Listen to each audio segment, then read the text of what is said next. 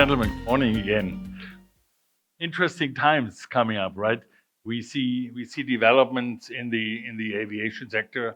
We see developments in the industrial sector, in the road feeder sector, in the shipping sector. I was just reading this morning an article on container lines and increase in charges on that side. So why don't we just go through the panel, starting from the very end from my side. Just give us a brief update on what your company is currently looking at and with challenges and successes and plans, as long as you want to share those. I work for a company called ZF. We call this as ZF Group in India because we are spread out across different spectrums. We are part of some are 100% owned entities of ZF AG, some are joint ventures, some are listed entities. That's why we simply call this as ZF Group. We are into automotive, the CV and LV space, as well as we are in the industrial space, which is wind power and earth moving equipment. And they all exist in India. Coming to sort of what are the key issues or key challenges that we see right now, I would say it's not a simple or a unidirectional picture, it's a multidimensional picture today. On one side, we have the local business which is growing significantly, but with a different expectation than what we have on localization, on nearshoring, on frugal engineering, and so there's a lot of challenges not only in the supply chain but also in the designing and manufacturing phases. On the other hand, when it comes to, and in my role, we are also connected to the global supply chain because we promote exports of components from Indian suppliers to various locations in ZF. So for me, that means about connecting about 75 suppliers from India to 16 factories of ZF worldwide and in different countries. So for me, the challenges on supply chain, the local challenges are how do we assure deliveries of products in our manufacturing locations in time, because inventory is always under focus and always under pressure. So how do we optimize the inventory is one way of building resilience or building a sort of a dependent supply chain. And so from that point of view, Roland yesterday mentioned, day before yesterday, that India has its own typical challenges, and I agree to that. That we have improved a lot when it comes to the highways, and so this intercity transport has improved a lot, but the intra-city within the city is a bit of a challenge, still a bit of a challenge because of the infrastructure issues within the cities, the last mile connectivity, and we try and address it. We are evaluating currently whether we should take over the entire incoming supply chain in order to have a full visibility and control over it, which allows us to run have milk runs, and so once a shipment comes in, we are secured that way. We are still evaluating on that because the preferred situation in India is expect the supplier to deliver at your doorstep so that the risks, incoming risks are passed on to the supplier. Whereas when it comes to the overseas supplies that we have an ambition to grow it 3 times currently compared to what we have, and in next 5-6 years. And even on that, there is a challenge coming in from the group saying that, Mandar, are we positioning India on a or are we positioning India on a very low level? Why not more? So there is an aspiration or there is an expectation that Indian suppliers will step up. But again, and I would say Indian suppliers are stepping up from making a reliable product, because, for example, first time Indian suppliers, we go below 100 ppm now. So which is not a bad quality level to achieve. But then what is the constraint is how reliable is the supply chain which is going right up to the user plant of ZF globally. and are there any risks there? Because uh, we talked about the geopolitical risks. Yeah, that is sort of seen. But if we look at the Suez Canal blockage, that that cannot be factored in any of the supply chain modeling. So how do we de-risk those things? Because otherwise the risk is if the entire cost of that premium freight is put on the Indian suppliers, they face bankruptcy, and that's also not a good situation. So how do we build those risks into our modeling? Is the challenge that we're facing right now. Good, thank you. Yeah, I experienced that what you mentioned on road situation and transport in the city. It took me longer yesterday to get from the outskirts of Pune to this hotel than from Mumbai to the region here. So So at the this same time. trip, yeah. So it was like half the trip when we reached the city here. So this is, but that is not only happening in India, it happens in other cities as well around the globe. One question I have is more your trade, is it more on the export side or more on the import side, or is it balanced?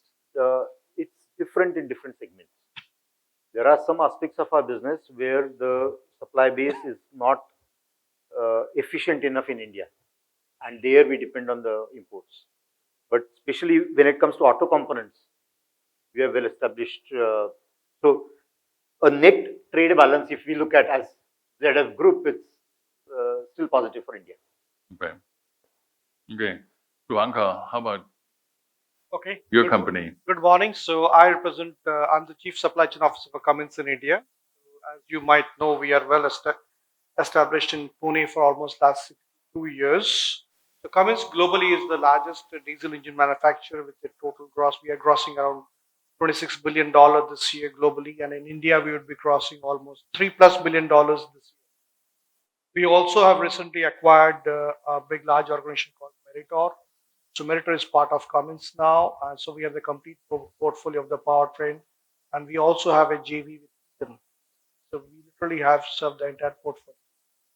So that's where we are, and so we are in a unique position and uniquely challenged at this point of time because of this energy transition that is happening. So as I told you, we are the largest producer of diesel engines, but we also have a target that by 2050 we'll be net zero.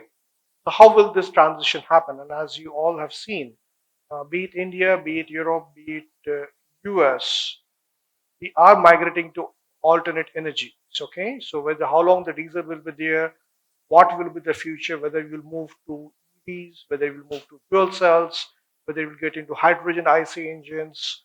That's a whole gamut of things. Or maybe the hybrids will rule the world. It's still very much in a flux. So which puts us into a very tricky position. We call it's a kind of a chaos because while we have to continue to grow and the base business, if you want to grow in today's term, every country, every continent is going through an emission regime change. So you have to live with that. We had the CPCB 2 to CPCB 4 in the power gen segment, and we had the auto from your Euro 6 OBD 1 to OBD 2 or OBD 8 OBD C. And these emission changes require significant investments. So one dilemma is that how do you fund the existing product line to meet the much tighter and greener emission norms, and at the same time invest in the future energies. So the good part is Cummins globally is into all the alternate energies, modes of transportation and industrial products. Like for example, we have acquired the fourth largest manufacturer of fuel cells and electrolyzers, a company called Hydrogen. We have the entire hydrogen technology in our portfolio, and we are now partnering with our one of the largest OEMs in India to develop H2 ICE engines. ICE engines which will operate on really advanced stage of the first vehicles, the most advanced vehicles. So I cannot give you more details, but we are there. At the same time, our global plants have started producing electrolyzers based on the PEM technology, because if you need hydrogen, the current production of hydrogen, what we do is the gray hydrogen. Not good because you're still consuming dirty fuel, generating electricity, and then converting that into hydrogen. That's the gray hydrogen. not the ideal case. We need to move to green hydrogen. And for green hydrogen, you need electrolyzers. And good part is that we have very advanced PEM technology because current current electrolyzers, what you see are mostly alkaline based. The earlier generation technology. Next generation is the proton electron membrane technology, which is the PEM. And we have acquired the best companies globally. So that's why we are in hydrogen fuel cell and electrolyzers. And we also have just now signed up a large JV to produce batteries. So you see that it's a messy middle, actually, what we call, where you have to sustain the base business and then you have to get into the newer generation of the energy. What it causes to the supply chain, it has a significant impact on the supply chain. While you have the geopolitical impacts because we had to stop our Russia operations because of the war, and then now you had the emission change, and you all know when we did this emission change in the power gen segment, within a week's time we changed the norms and we had a mix of CPCB2 and CPCB4 on it, which completely actually puts the supply chain in a jittery because we are supplying both forms of the product. So these are a few constraints, but we have the larger constraint which is there is, and that I guess ZF and every other automobile organization will face, is the passenger segment will migrate into a different technology, and hence all the auto component manufacturers who have scales of millions in Europe, in US, and eventually in India, they will migrate. If the game migrates to EVs, you will not have so many moving parts. So then what does the Auto SCM part of the ecosystem do? And they will all have to graduate to EVs or maybe hybrids, EVs mostly, which may not have all the parts, which brings a long-term risk in the supply chain. Means these suppliers will also eventually try to move out. They will migrate to other forms of technology. And hence, for us who are in the diesel engine, mostly into commercial vehicle and large industrial products, which we feel that diesel will be there for at least another 20 years, for us, it brings a big challenge that if that scale is not there, those auto component manufacturers may not be viable in the long term. So we are striking long-term deals with our preferred supply chain partners, deals for next 30 years, that, hey, we will be in this game and we will be partnering for next 30 years. So that's one of the big challenges. The other challenge which we have is as we also migrate, there's a big pressure, the large pressure on sustainability. So when we strike our future contracts, we also are committing that the scope 3 emissions, which is part of the outside of the four walls of the long-term deals, that we will partner with the supply chain, external extended supply chains, that we work towards net zero. We are committed to bring it to net zero by 2050. And that includes component manufacturers, that includes logistics service providers, that includes freight forwarders and all. So how do you handle all this? Maybe we'll talk a little more in the future, the next stage of conversation. But what we are trying to do is that structurally we are trying to design that the supply chain is resilient and de-risked. Resilience is a very common word, but we need to understand what resilience means. You have the capacity and the capability to withstand shocks. And that is deep shocks, which like the COVID and something maybe as severe as COVID, that how you can withstand those shocks. What are your in-depth capabilities with regards to supply chain, with regards to manufacturing, with regards to cash flows, with regards to inventories? That's the resilience part of it. And at the same time, when you look at resilience, that's a long-term piece that you will be able to withstand the long-term shock. But at the same time, the current market situation is the demand fluctuations are happening every month, weeks time. So how do you respond? And that's the agility part of it. The solutions for resilience and solutions for agility, while they may be overlapping, but they're different. Hence, to address agility, we have a different set of solutions. Last but not the least is when you do all this, you also have to commit to the external world, the society, that you are green. Because that's where the external world, the street is measuring you whether you are green or not. The Dow Jones Index, or today in India, we have the BRSR guidelines that you ought to become green over a period of time. So you have challenges of constraints of technology migration. You have challenges of supply chain constraints because those still exist. And you're migrating the technology while still committing to the greener piece, which is eventually will be, actually, we believe that it will be cost neutral or even economical. It's a pretty complex situation that we have today, but I guess we have pretty ingrained strategies that in the long term, we will still continue to lead the market. We have pretty sound strategies, not only with India, across the globe. Thanks for the input. Yeah, we see that with the EVs. It's all in Germany. It's the same situation that we have. And I'm just returning from China. They have the issue where to get the energy to feed all the EVs. So they're building more than 300 fossil fuel plants to generate the electricity to feed the EVs. So it goes in circles. It's not really green then. It's not that really green. It's That's quite a that massive is model, true. actually. That is true. Then where do you get the lithium from? Big debatable question. We will not be discussing. That's another big challenge. So it's very messy. We really don't know whether hybrids will rule for next 30 years, whether EVs will take over. I guess all the bigger players are still working on fuel cells. But if you do fuel cells, where do you get the hydrogen? Still have gray hydrogen. I guess it's pretty messy as of now. That is 3 to 5 years. Thank you. Kaushik, Leaptrucks. So we actually run one of the largest platforms for buying and selling used commercial vehicles and construction machinery.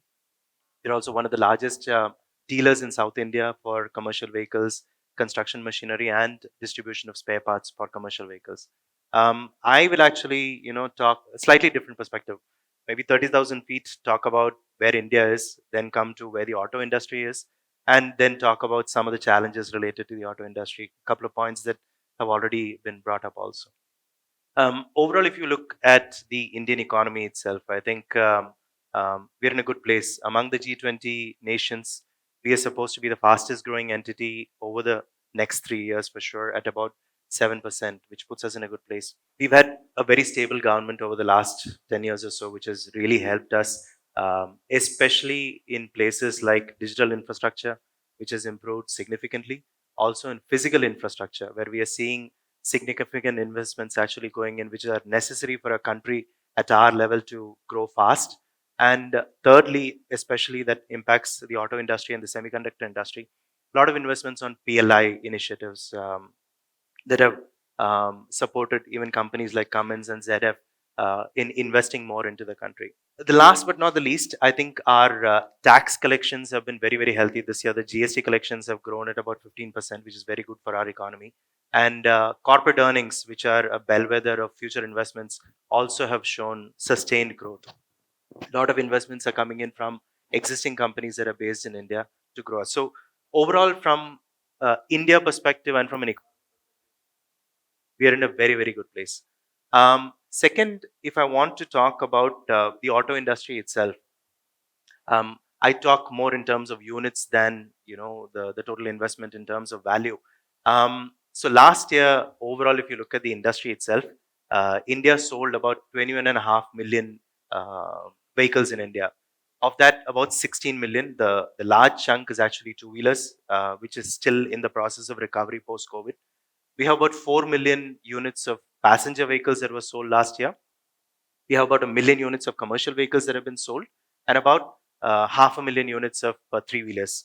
If you look at the global numbers, we are the largest industry as far as two-wheelers are concerned, three-wheelers are concerned. In terms of passenger cars, we were number 4 last year. We will become number 3 this year, overtaking Japan, just behind China and the US. And if you look at commercial vehicles, we are currently in the 4th place, edging towards number 3 again. So overall, in terms of numbers, we have been very, very healthy.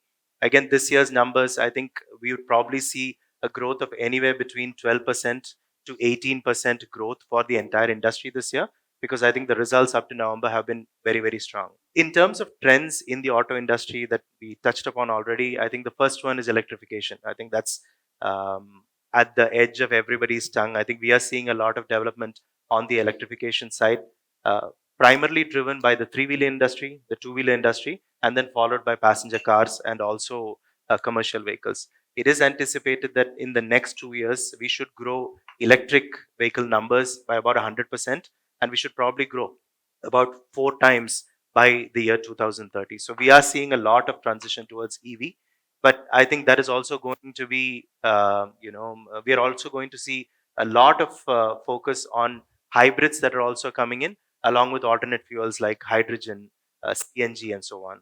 The second major thing that we are also seeing in the industry is the impact on sustainability and regulation. In terms of sustainability itself, what we are seeing is that there is a lot more focus on emissions. I think the government is trying to push towards even deeper regulations. I think what Mr. Shubhankar was talking about, we've gone from OBD1 to OBD2, which is a lot more stringent, and the manufacturers are also going to be tested on emission norms. So, for example, vehicles that were sold about 4 years back are actually going to be tested on their emissions right now. And in case the emissions are higher than what has been committed, there are going to be significant fines that are going to be levied on the manufacturers also. So there is a lot of focus on ensuring that the emissions that are stated are the emissions that are coming in the market. Another major focus that we are seeing is Make in India for the world. So what we are seeing is that India is already a major exporter of two-wheelers across the world. We are seeing that about a couple of years back, I think we've already exported about 5 million units of two-wheelers across the world.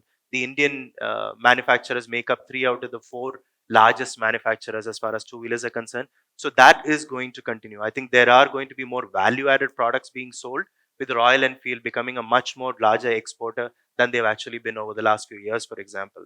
We're also seeing that in commercial vehicles, Daimler has made India a large hub for manufacturing Fuso vehicles that are being sold across both the Middle East and Southeast Asia. And in terms of aggregates that are being manufactured, I think, like for example, ZF and Cummins are already very large players as far as exports are concerned. Volvo actually has a large number of their engines for both Renault trucks and also Volvo trucks coming out of Putampur plants in Madhya Pradesh. So overall, if you look at the automotive sector, it's actually poised for growth. It's actually in a very, very good place. Now coming to the supply chain impact of some of these major trends. The first one is like what Mr. Shubhankar was saying, building resilient supply chain. So I think, focusing on geopolitical situations. I think recently there's been a war in Israel.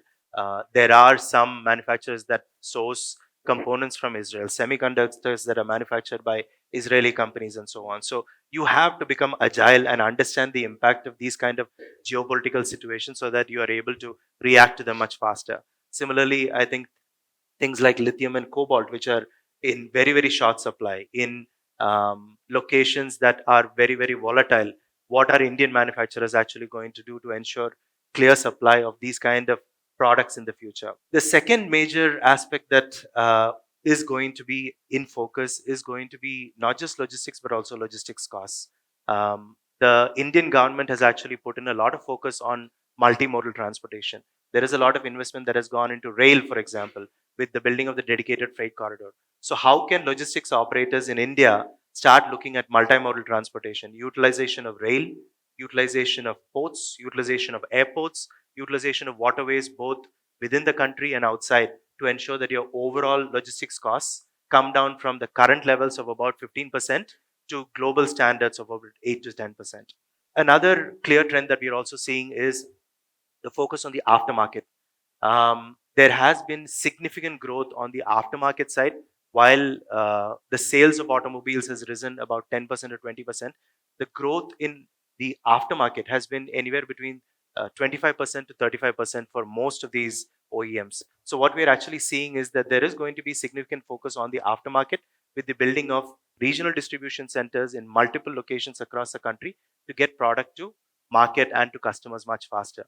And last but not the least is going to be the focus on visibility, which was what Mr. Mandar started with, was how is it that manufacturers and OEMs today are going to get the same kind of visibility that's available as far as e-commerce is concerned, where as soon as you order something, from the point where it's picked up from the warehouse to the point it's delivered to you, you're able to see the exact status of where these products are, and how do different entities within the entire logistics segment actually collaborate better with each other to provide this kind of visibility to the end customer, which is going to be the OEMs and primary suppliers. So I think overall, from my perspective, I think we are in a good place. The auto industry is growing very, very healthy. And what Roland has seen about 8 years back, which is investing in India and coming back to India, I think that's the right decision. Yeah, thank you for that. And we heard about the 2-wheelers, 3-wheelers. Let's go to the 10-wheelers. And Let's hear about India. I think first and foremost, let me also thank Stat Media for organizing this. I think this is the first time that I am personally attending this, and also first time that Air India is participating in this event. Thank Looking you at the for that. videos that somebody played in the beginning, and obviously Roland was there from the beginning to this event in all the videos. So it looks like this is a very exciting event that the organizers have organized all this time. I'm very excited to be here. One, because we don't, as airlines, right, and also as Air India, we don't fully understand the opportunity that we have in the auto parts, exports and imports. I was trying to scratch on the surface in terms of talking to Huned in the beginning of the event. I've got some information from him. So it looks like a big opportunity.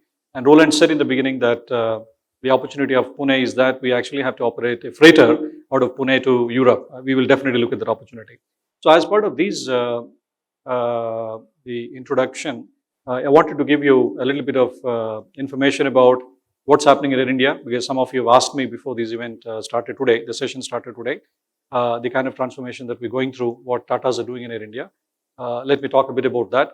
And since many of you may not be from the air cargo industry, both global as well as India, I wanted to give you some introduction about what is the size of the industry, what is happening globally, and what is happening in India, so on and so forth, where the opportunities are. Then we can talk a bit about the automotive industry from the aviation point of view. What is the size, where the opportunities are, and what Air India is doing to help the automotive industry to facilitate easy export-import, of the automotive industry. So let me talk about that. In terms of the transformation journey, as all of you know, Tata's took over Air India as a group, few other divisions within Air India group as well, in the month January 2022. So the journey started from there. It's already a large airline, very good network with fantastic traffic rights that Air India kind of enjoys even today. It's a big journey that we started roughly 2 years ago. The transformation actually is multifold.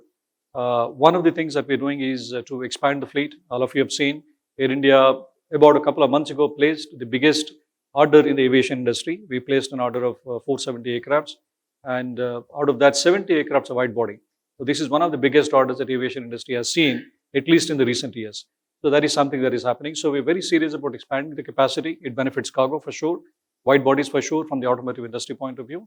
But that order is already under execution. We started receiving these aircrafts starting from 2 or 3 months ago.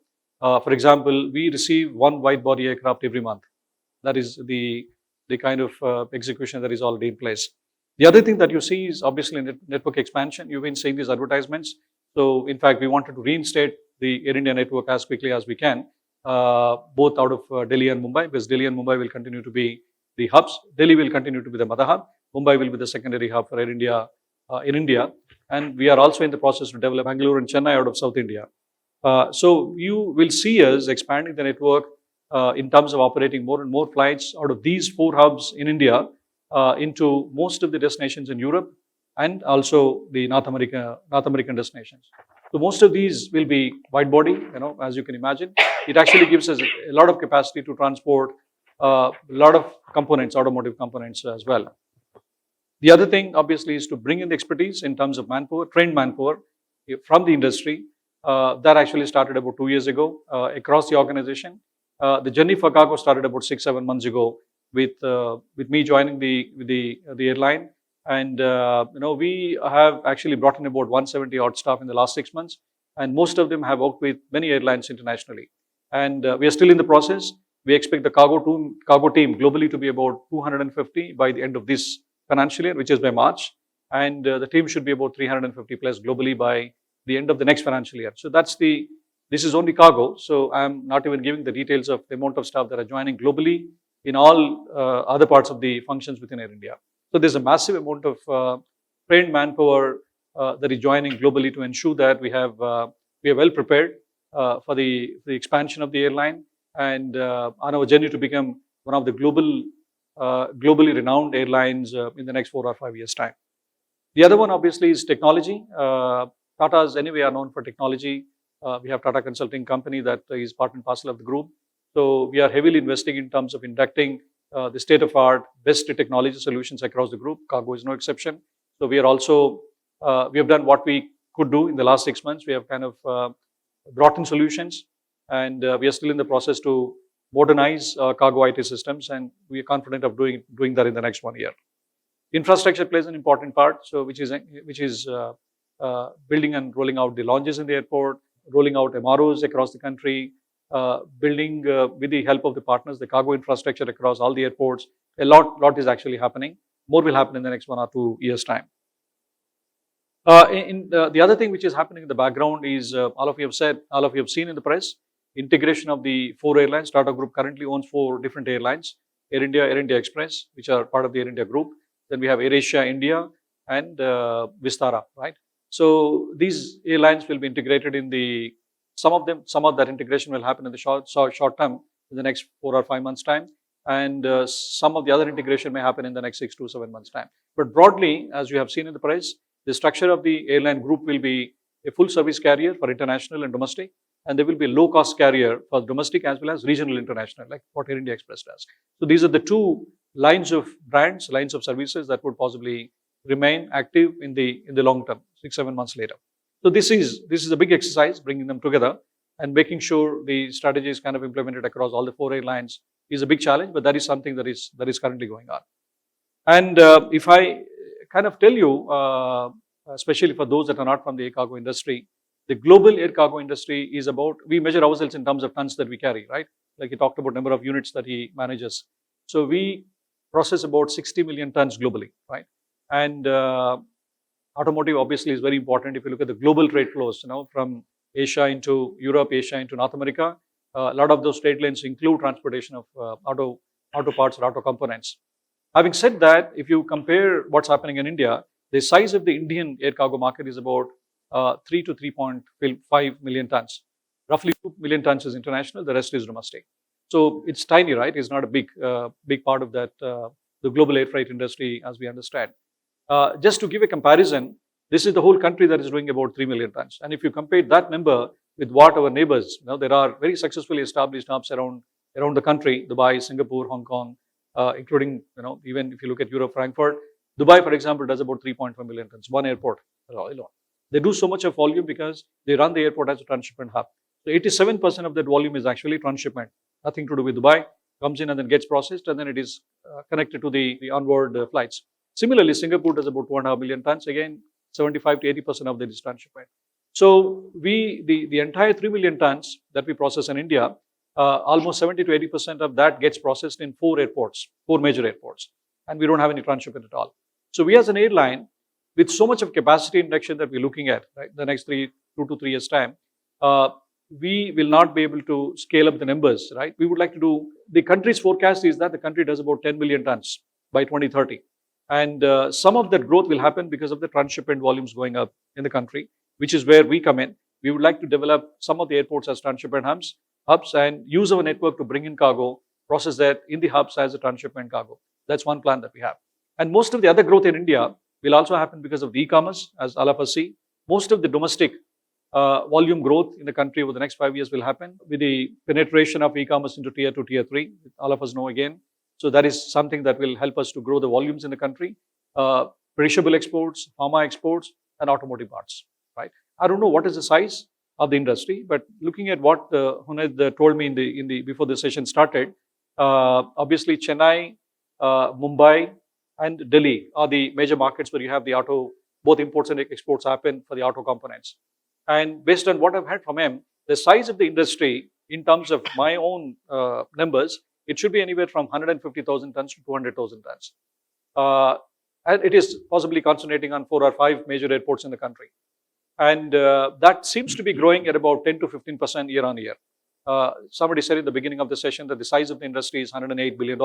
That's the amount of cars that are sold in the country. But even if you assume the parts size is about 10-15%, we're looking at $20 billion of auto parts being imported or exported from and out of India. So that's actually 150 to 200,000 tons itself is massive. He told me that in Mumbai, 25% of total Mumbai airports exports are auto parts, which I was not aware. And Delhi, it may not be substantial. And Chennai should be the same. If that is so, in Mumbai itself, it should be 70,000 tons of auto parts that are actually exported. I'm not even counting imports. And Chennai should be taking the same 25%. It could be even more in a place like Chennai. Now we are looking at about 80,000 tons of auto parts again. So these two airports contribute 140,000 tons, right? Delhi should be doing 20,000 tons. So we're looking at 200,000 tons across the country. That's a massive number. And the challenge with these kind of exports is that they need a lot of wide body capacity. And Roland said in the beginning that most of the shippers, most of the consignees also prefer direct transportation options, which is where we come in, right? And we bring in that advantage because from Delhi and Mumbai and Chennai as well, we have direct operations to the Middle East, to Europe, and to North America. And that network is actually expanding with the wide body. So, and wherever we are not flying directly, we now have wide bodies. For example, Chennai to Delhi, we have daily wide bodies, which is very good for you. We didn't have it about a month ago, but we saw these numbers growing. We saw the support that the industry needed, especially the automotive industry, and we injected that. So that actually feeds in on a daily basis your kind of outsized cargo that cannot fly on narrow bodies into Delhi. So we have wide body from Mumbai to Delhi. We have wide body from Hyderabad to Delhi. So that is today, right? And with more wide body aircrafts being delivered, let's say 3-4 months down the line, we will have most of the metros connected with each other with the wide bodies, which will facilitate export-import of automotive components in India. And wherever you have connections, you should be able to actually take advantage of the direct connections from metros to Europe and to North America. So that's happening actively. So this is a way I personally believe that we will be able to contribute to help you to facilitate the growth of exports, imports of automotive components. So even if you look at 200,000 tons growing at about 15-20% year on year, we are looking at about 500,000 tons in about 2 or 3 years' time. That's massive. I think if that number happens, that number will definitely contribute to India achieving 10 million tons by 2030. So I'm quite bullish. This number doesn't even include transshipment. So I'm sure with transshipment, I think the numbers will be a lot more in the next 3-4 years' time. So what are the challenges that we have? I think the challenges are very typical for all the commodities. If you look at most of the airports, some airports have been privatized a decade ago, and they've done a good job in terms of developing infrastructure. And some airports are yet to be privatized. But even in those airports where privatization happened about a decade ago, we still have infrastructure-related challenges. So infrastructure is one of the biggest challenges that I see because I don't control. Even if I want to build, I cannot build because I need to depend on the airport operators and the service providers to build that infrastructure. That's one dependency. That's one problem. We need to see how we can solve it. It applies to other commodities as well, not just auto parts. The second challenge that we see is when we talk about transshipment hubbing, are the security-related policies that keep changing. So regulatory framework has changed a lot. It changed positively over the last decade. Things became very quick. Things became very positive. Things became automated. Things became system dependent. So the people factor that used to be a major problem in India that has been eliminated. So things are much better than what they were 10 years ago, but still a lot more need to be done. So especially to develop a lot of these airports as transshipment hubs, we need to become seamless. We need to become efficient. We need to depend on technology rather than using people to validate the data. All those changes need to come in. We've been working, people like me and other friends from the industry, we've been working with the government to bring in the changes. I'm quite hopeful that in the next 1 or 2 years' time, these changes will come in and help all of us to make the airports and airlines very, very efficient. So thank you. Yeah, thank you. Yeah, connectivity, this is a key. And then we are, as an airport, we see the same. We have about 50% of our cargo is destination cargo, and the rest is connecting cargo, whether this is air to air or air to road. Same goes for the passenger side. And that combination that you have with automotive being dense cargo, heavy cargo, and apparel being light, and e-commerce being light, I think that's a perfect mix that you have for your aircraft to optimize the roughly 25 to 30 tons that you have in the belly of one of those wide bodies coming in. Yeah, we are also happy that as of 2 weeks ago, you started flying into Frankfurt again from Mumbai. So that is at least an addition of 25 tons a day on cargo that goes from this region here into Frankfurt as growth opportunities. When we are looking at the company that has to move the goods, what is the company that has to move the goods or that has the privilege to move the goods? What's happening in your area?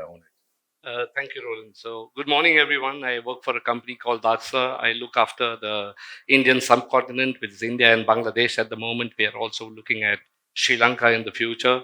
And I don't know if it's a coincidence that I speak last in this session, because as a service provider, it's very interesting for me to look at what Mandarji or Shubhankarji mentioned about what are the customer expectations on international supply chains, and then listening into Ramesh and Kaushik about about their area of the work. I'm also very happy to see that Air India, I think also not only happy, but also proud as an Indian to see Air India on the map again. Very, very serious outlook towards cargo. I think this is something that we needed the most to complement the capacity that we already have in India. The international carriers have been doing very good, and some local players also. But we seriously needed Air India, which is now investing in a big way. I was talking to Ramesh at breakfast and over a coffee, and he mentioned about the massive plans that Air India has over the years of investing into a big fleet size and becoming a serious player, not only in India, but also globally for supplementing or complementing our supply chains. I think you solve a lot of the problems that the Indian companies are facing today in terms of capacity management. So thank you to you and the team, Ramesh, for taking over this massive challenge and supporting us. Thank you. Looking at the supply chain challenges, I think Mandarji, Shubhankarji also mentioned that what they are looking at in the future, and even today, is more about reliability, more about resilience, more transparency and visibility. So I'm very happy to say that as Dachser, we are actually working very hard on these topics to get in more transparency for customers, working very hard on automation of processes. We are also adopting new technologies like robotics to look into the routine processes to become much more faster, more resilient with our processes, to give you the transparency on your supply chains. I think this is the most important thing. There will be challenges. There have been challenges in the past. There will be challenges in the future. Nobody can stop a war. Nobody can, we can work towards that, but you cannot always predict. Someone also mentioned it. How do you predict something like Hamas-Israel happening? It's out of the blue. Nobody even thought this would ever happen. And one day from the other, things change and it impacts the supply chain very quickly. What we can build in is more transparency, more visibility on your shipments, on your international shipments moving in and out, and including also the customs brokerage and the delivery, the last mile delivery to your factories in India and globally. So this is something that is a very serious topic at Dachser. We are investing heavily into technology. We are making our processes more and more automated, reducing that human element to not only make it error-free, but also to make it much more faster. I think that's very important from a customer's perspective. That is a topic that we always hear when we are sitting across the table with customers, that where is the reliability, where is the transparency? So these become very important topics for us as a service provider to work upon. Moving on from that point of view, I think sustainability is another very important topic for us. It's very important for us to have sustainable practices. So we are investing heavily into that. We have sustainable fuels. SAF, Dachser has 3 million liters of sustainable fuel already, and we are ready to invest even more. So we are preparing ourselves for what the industry is going to need actually tomorrow. So that's another aspect of where Dachser, we being global company, we are this topic becomes also very important, that we become also global citizens or responsible towards the climate protection efforts of the globe. Somebody mentioned at the start that also today there is something happening in Dubai right now. So a big focus from all the governments, and rightfully so, that sustainability becomes a very important topic for all of us. So I think building in more resilience, building in more visibility is very important from us. The world is not exactly as we feel it should be in logistics. If you look at the shipping index on reliability, it's now moved up to about 60%. So when you talk about reliable supply chains, and when we talk about on-time deliveries, if the ships are sailing with 60-65% reliability, there is a decent 30-35% that is missing. And this was at 35% when we were in the pandemic. So even if they make all the efforts, even if they are completely automated, I'm sure that the global shipping lines are working very seriously on these topics. But still the factors like a war, like the Suez Canal blockage, nobody can predict that, and this throws up all the reliability that you are working towards. So imagine a supply chain company like ours, logistics company like ours, the customers are expecting 100% reliability. We are working with carriers, the shipping lines that have a 65% reliability, And our job is to blend this to make it, as less painful as we can make it for our customers.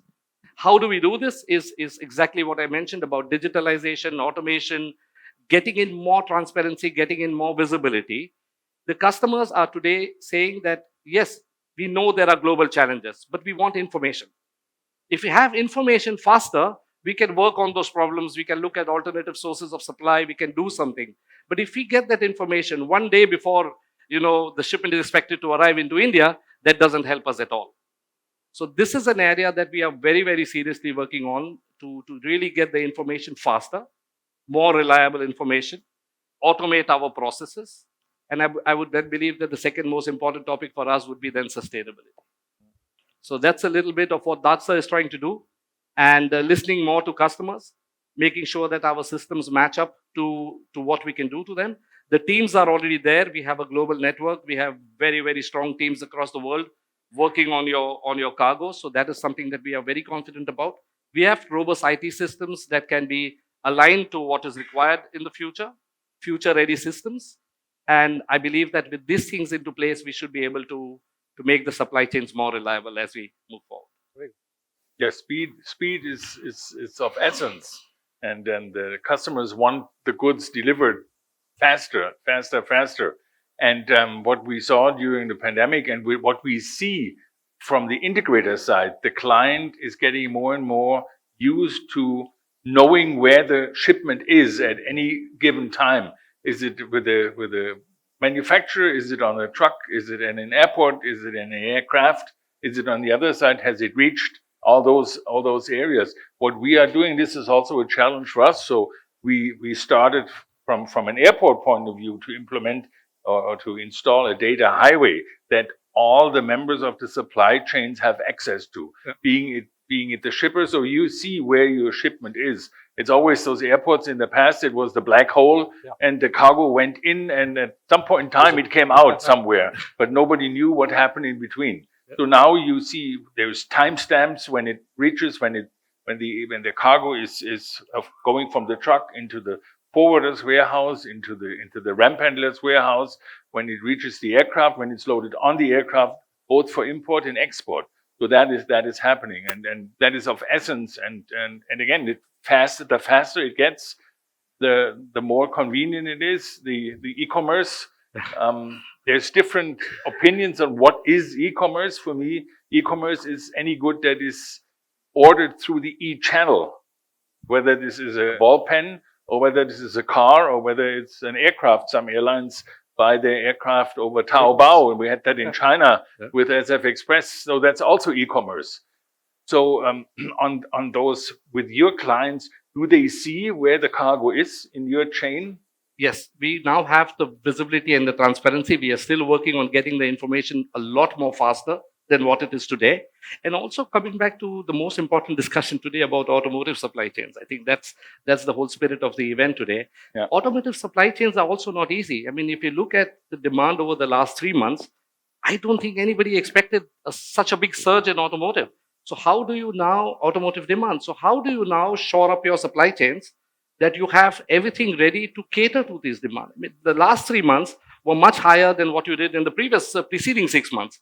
So even growth rates of as high as 19 and 20%. So to match the supply chains, to match the inventory, to cater to these completely unthought of demand is going to be always a challenge. And automotive supply chains have been, very, very unpredictable or very, very challenging all throughout. So it's very important for us to really match up to what the requirements are if you want to be in the automotive supply chain logistics arena. Yeah, and you either have a dealer waiting for the part, or you have a client waiting for the part, or you have a factory waiting for a part. Yeah. How is it with the airlines?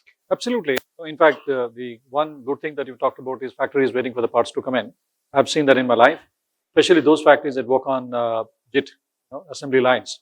I think about a couple of years ago when I was working in Delhi, heading Delhi Airport's cargo operations, we had a couple of days of disruption. So I had most of the factories, both electronics as well as automotive companies coming to the airport for the first time, trying to find out what is happening and when the problem would get over. I think airports and the airlines, fortunately for the industry, have become an integral part of the supply chain. I think any disruptions anywhere will unfortunately adversely impact the reliability, which Huned talked about. I think it is very important. In a way, I think one of the things that China has got right is to get their infrastructure and operations right. Unfortunately, although India as a nation started working on improving all this about 10, 15 years ago, I think it's all falling in place now. And fortunately, it is also the time that the manufacturing is also falling in place in India. I think everything is falling in place to ensure that the next decade, the supply chain will become more reliable. Supply chain will support the growth of exports in the country. I think that is what is happening.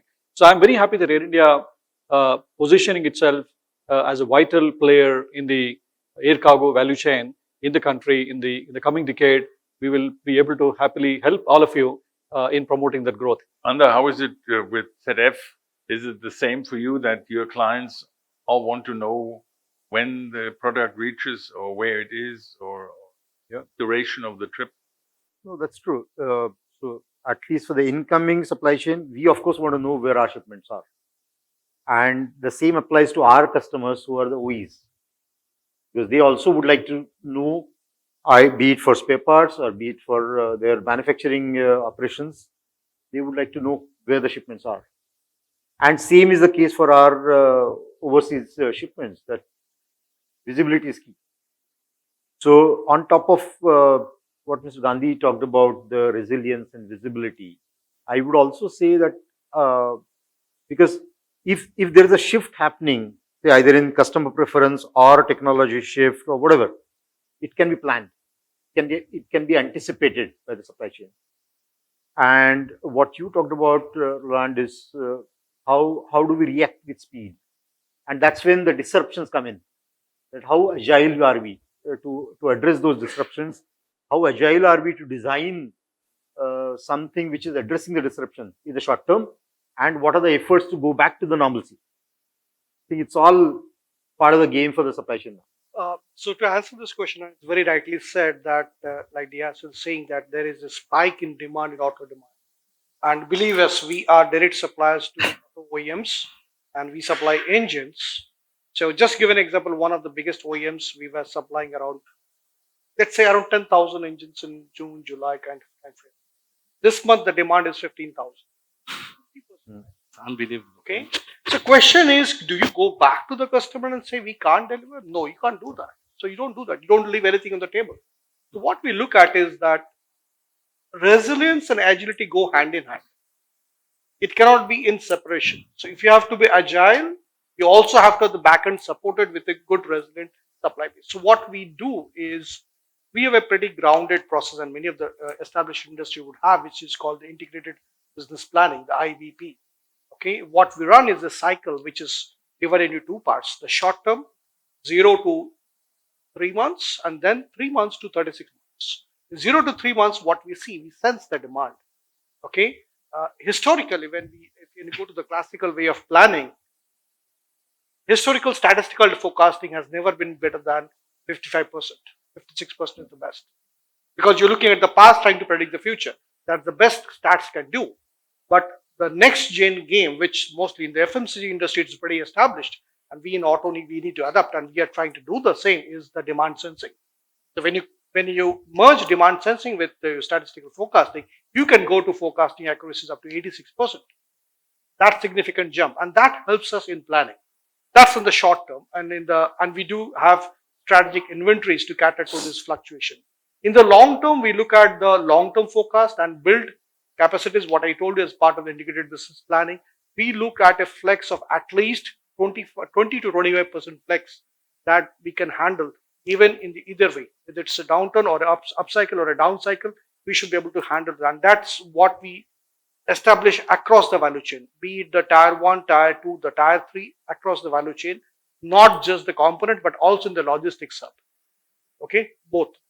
Because we should be able to cater to that level of demand. The other thing, what we do is, again, the same thing, the end-to-end visibility. From the time you place the order to when you get the customer order, you convert that into a supply order, and when those parts are coming, when you are building, and what you can promise to like what Amazon does. And that's a pretty advanced system, and that's something which we are trying to adapt. What we can commit to the customer, that you will receive your product on this date.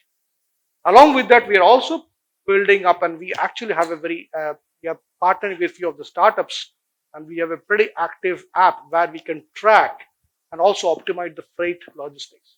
So from the time it leaves our time it reaches the customer with the proof of delivery, which is the pure on an app, we can see this consignment is going to reach from Pune to Bangalore on this particular day. So, hey, it is reaching your gate now. Not only that, the apps also, platforms there 5 or 10 years back, are actually helping us. We have also optimized from part load deliveries to full truck deliveries. And the optimization to the extent of 50%. Just based because the algorithm is telling you that this is a part load, you delay it by 1, 2 more days, you can build to get it to full truckload. And whereas the ideal thing is that why should I wait for 2 more days? The customer will be delayed by 2 days. No, the part load consignment will take more time. Whereas if you get a full truckload, you can actually reach from direct point to point and save on time and save on economy. And this also supports the sustainability targets that you're running less number of trucks. So we have reduced our truckloads while the revenues have gone up by at least. Oh, that's optimization. Yeah, that's good. Just by running the optimization. So it comes so the goods come to the dock, they wait, we optimize and we send it out in full truckloads. We don't do it. And this we are doing not just in India, we're also running from PTLs to FTLs across all the shipping ports, like from Shanghai, from Rotterdam, wherever we import, we consolidate and we bring it back. That's a huge contribution towards green because you're using less, you're optimizing your containers, and we believe that at least the container should be 85% full minimum. Okay, and that's something we need to move. So starting with resilience, then agility in terms of the end-to-end visibility, and finally connecting the last mile delivery so that you can promise to the customer on the right time. And this all comes with a sense that we need to reduce the impact on the environment. So there's an issue for you as well, the knowing exactly where goods are, when they are coming, when they are delivering. Products. So I think we are primarily we receive finished goods and we also receive spare parts. Visibility is a major challenge. That is one thing that we see because even today, for example, when there are finished goods that are actually coming out of the factories, coming into the dealerships, the way the Indian cycle is is built, typically about 70 to 75% of the goods are actually transported between the 28th of the month and the 10th of the subsequent month. So there is a lot of pressure at the tail end of the cycle because that's how the Indian system works. The financiers wait until the last minute to give the the clearances and so on. So that's one thing that's a major problem. Another problem that we also see is if you actually look at the large number of component manufacturers, they're not based in Delhi, they're not based in Mumbai, they're based in Chennai, they're based in Pune, they're based on the in Pithampur. So airlifting these goods, even in case of emergency, actually takes a significant amount of time to reach the local warehouses. So there is no real solution available in India for these. So if you look at, we're talking about the export cargo, there is also a large amount of domestic cargo that's either delayed or there is an opportunity to go to domestic cargo instead of going by road, because that would be more efficient, but it's just that the connectivity is just not there. So that's a big issue that we see. And from a sustainability perspective also, I think there is a lot more focus that is coming into sustainability and making sure that when you're actually transporting goods, it's not just a cost. How sustainable are you being in ensuring that the goods are getting to the end customer as quickly and efficiently as possible also?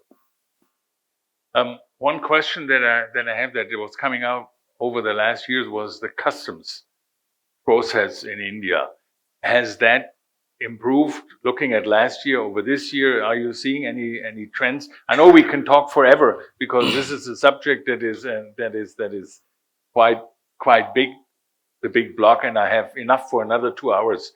That would kind of make that a 2-day event. But it's on the customs. That's something that is of interest for me. Is that getting better? I think it's getting significantly better, and it's as comparable or sometimes even better than international, than the other global countries. I think India is now comparable to anywhere. I think getting a shipment cleared within a few hours, air freight shipments mostly, is not a challenge anymore. We don't see it as a challenge as a service provider. Definitely not. And I think the systems are working much, much faster. And I don't see this even as a topic as of now. And that's good. How about right? I think if you look at the airport statistics, that should tell us whether things are improving or not.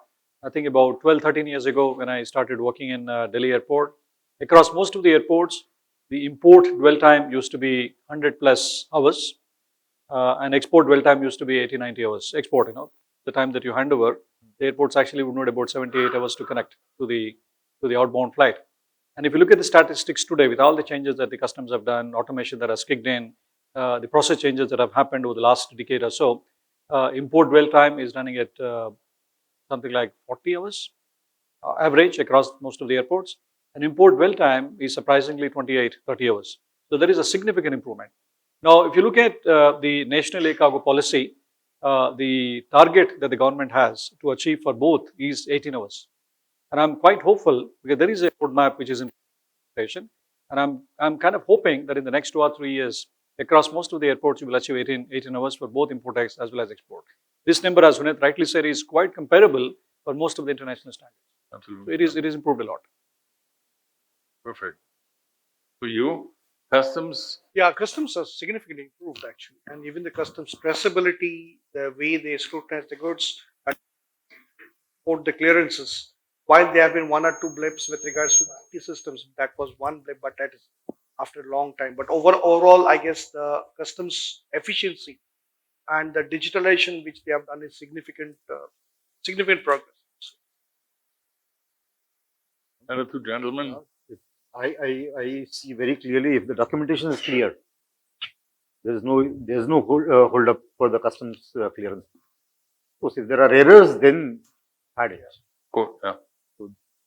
For you, So I think we are seeing customs becoming a lot more aggressive. Also, I think on the flip side, there's a lot of fines that are being placed in case there's any delay from the people that are receiving the shipments. Also, so I think it's gone to being really slow to going to this 18 hours now. So I think we're on the right track.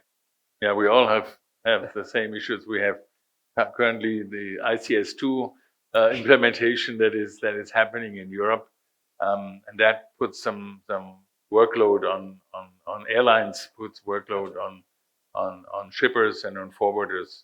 But I think it's a bumpy start, but it will eventually. I think it's going the right direction.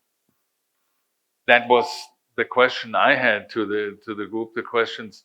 I have more issues that I would like to talk about during the day if you are around and if you are around. There's a couple of things that are on my mind, like known shippers implementation in India, usage of